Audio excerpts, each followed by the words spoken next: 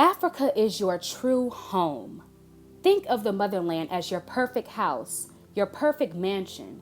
In this house, you have everything you could ever need and the key to everything you could ever want. Every herb can grow in Africa, every plant and tree and fruit, and marijuana thrives there. You can find diamonds, gold, and just about anything you can create with it. This house has a great infrastructure. Google Cecil Rhodes and Karl Munch. They were European explorers who couldn't believe black people built empires in this house. You see, this house is your home, but you don't know that your name is on the deed. Your name is on the deed, but your house was taken from you, and you have no memory of this house. Your Uncle Sam didn't tell you about your mother and father in school. He taught you about your cousins from Europe, British slaves who made a new life with the help of their new slaves from Africa. And in school, Uncle Sam told you that you were nothing but a slave, that you were savages and primitive. They didn't tell you that you were a king. They didn't tell you that your name Zimbabwe means great house of stone. And in this great house, they came and they tried to change your name. They erased your history. And that same history shows in Ghana at the Cape Coast Castle to this day. And that's not even the saddest part. The saddest part is that even though you have this house and your creepy Uncle Sam raped you of your name, you don't care about your house. You talk shit about your house on social media. You make 10 cents a day jokes. You don't support black-owned businesses. You don't know about the real suffering your brothers and sisters are suffering. You ask your mother Africa, why do you still suffer with Uncle Sam being so far ahead of you?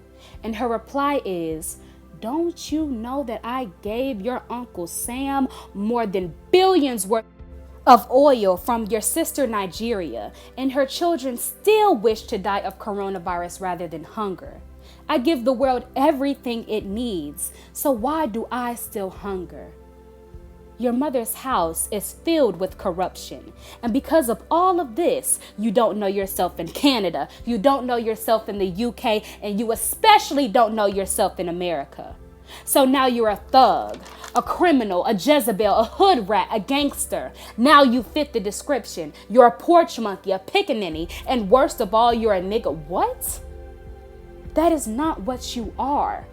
Your mother and father were kings and queens, not welfare queens and trap kings. I'm talking about Queen Nefertiti with the moisturized twist.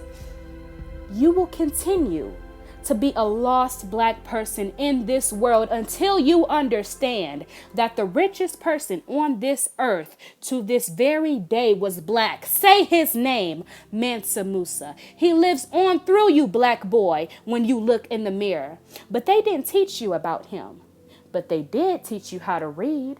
And when you were a slave, they got scared of you if you could read, because that meant you could learn about who you really were. But do you know who you are?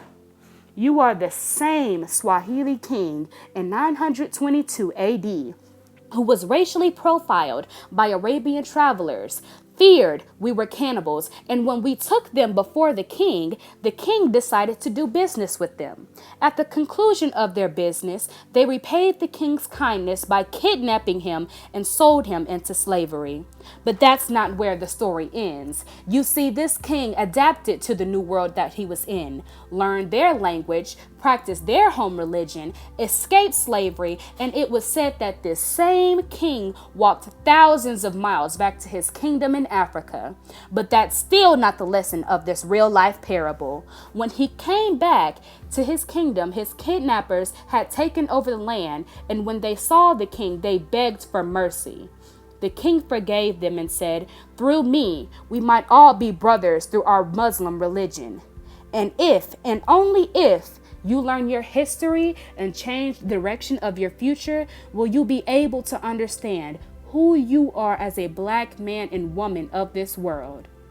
You see, Africa would be the leading nation if major corporations didn't have access to all of our goods and used the people of the countries as cheap labor, as modern-day slaves in their own country. Your home, your brothers and sisters are all being held hostage. Wouldn't you want to know the key to their suffering?